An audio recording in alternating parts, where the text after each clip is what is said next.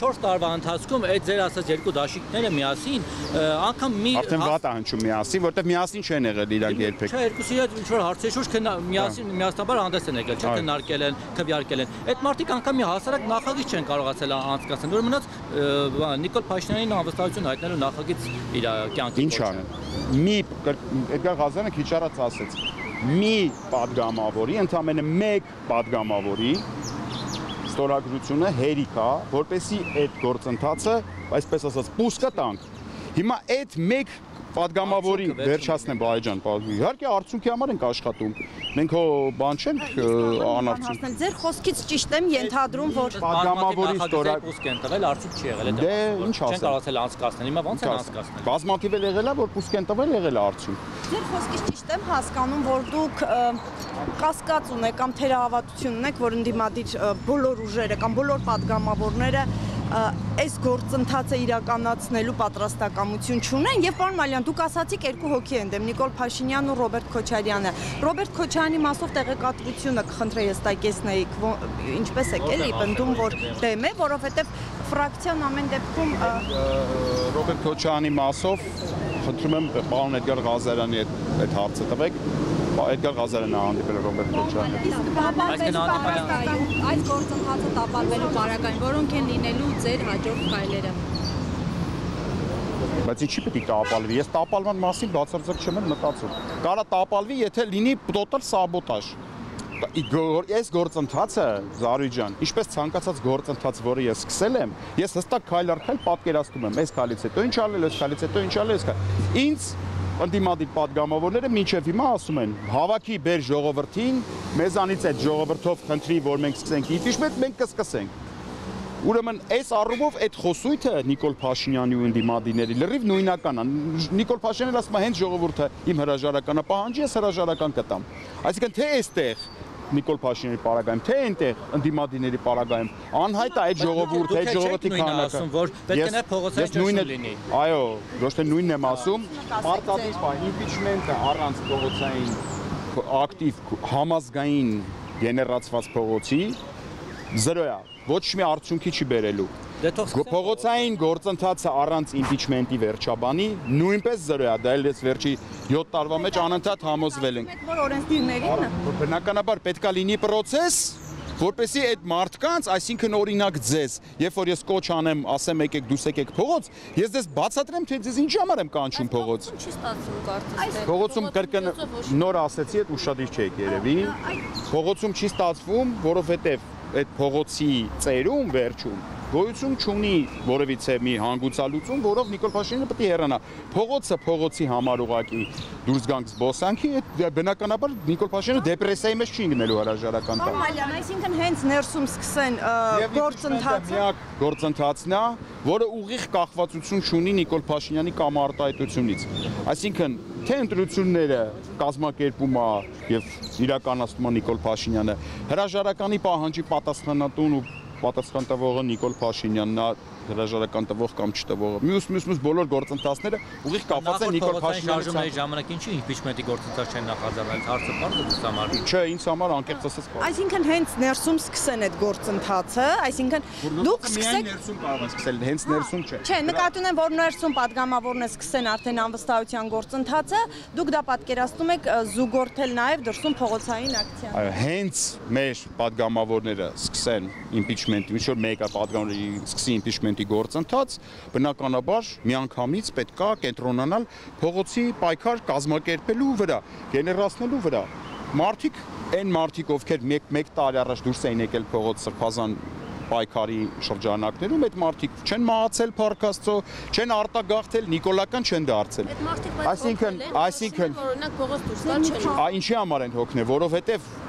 թունելի վերջում լույսը չեն տեսնում։ Այսինքն իրանց միշտ ասում են դուս եկեք փողոց, ձեզ կասենք ինչ ա լինում։ Այդ լույսը հանգուցալուծումն է, դա հենց ուղիղ լույս չի էլի։ Այդ լույսը հանգուցալուծումն է իրավական առումով, որը կոչվում է impeachment։ Կավարտեք, որ դուրս գան, այսինքն այս ներսում որ սկսեն, արդեն դրսում դա պետք է փողոցային Պարտադիր։ Սա ես ձեր միջոցով ուղղակի ուզում եմ ընդդիմությանը փոխանցեմ հետևյալ մեսիջը։ Ճիշտ է, գործընկերային փոխհամագործակցության մթնոլորտ ստեղծելն է գործընթացի շուրջ եւ աշխատել Նիկոլ Փաշինյանին հեռացնելու այդ գործընթացը կազմակերպել։ Այսինքն մեկը ստորագրությունն է մեկից անհրաժեշտ այդ process-ի համար, թող մեկը սիրով դնի այդ ստորագրությունը, մյուսը կարա իր համախոհներին, կուսակիցներին համոզի, բացատրի փողոցային շարժում գեներացնի, թող դրանով զբաղվի, մյուսը կարա լավ քարոզ իրականացնի այդ ամեն մեկը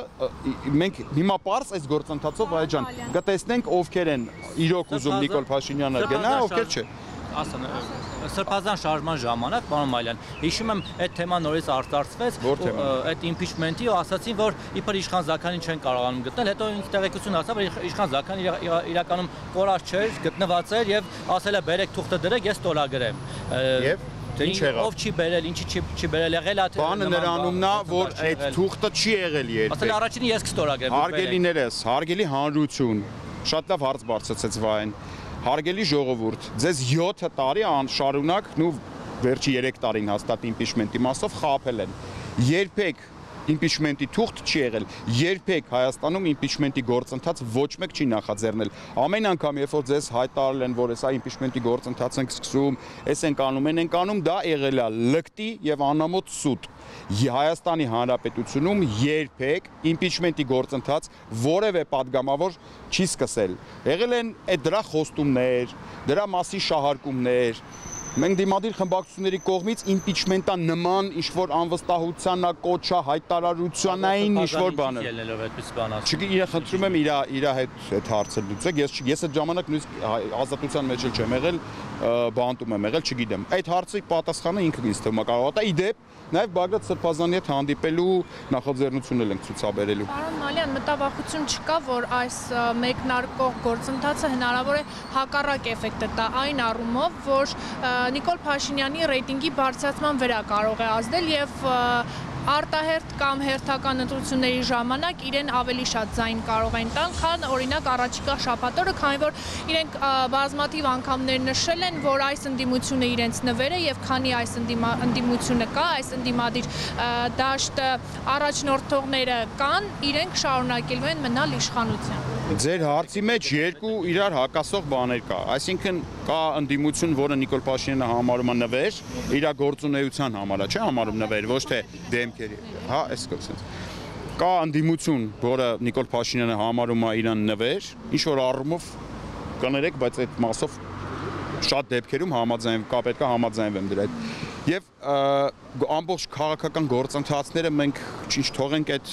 տենց ոչ մի բան չանենք, այդ նվեր վիճակը շարունակվի։ Երկրորդ, ես չեմ հավատում ընտրություններին։ Ոչ մի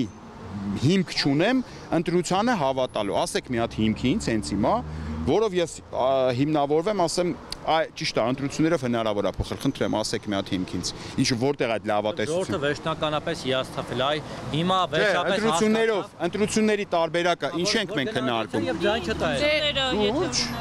Գյումրիում ինչ եղավ։ Մինչև Գյումրին 2021 թվականին մենք գիտեք քանի ընդդիմադիր քաղաքապետեր են հաղթել։ Մամիկոն Ասլանյան, Մանվել Փարամազյան, Արուշ Արուշանյան, թվարկեմ Դավիթ Համբարձումյան, այդ մարդիկ հաղթել են միանձնյա, այսինքն իրանք ջախջախել են ԿՊ-ին իրանց տարածքը մի վարքյան։ Հիմա ինչա կատարվում։ Հիմա կարկատաններով մի հատ իշը քաղաքապետ նշանակել տվեցինք, որը ընդհանրապես նույնիսկ քաղաքական պատասխանատու էլ չունի։ Այո,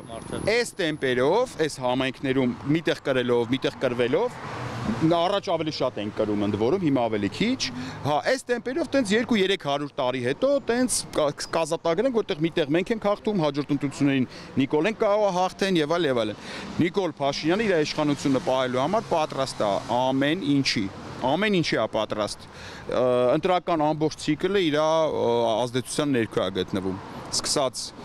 ԿՀ-ից մինչև սահմանադրական դատարան, որը բողոքներն է քննելու։ Այսինքն բանը Սեյդա Սաֆարյանը պետք է որոշում կայացնի, թե ընտրությունները կեղծվել են, թե չեն կեղծվել։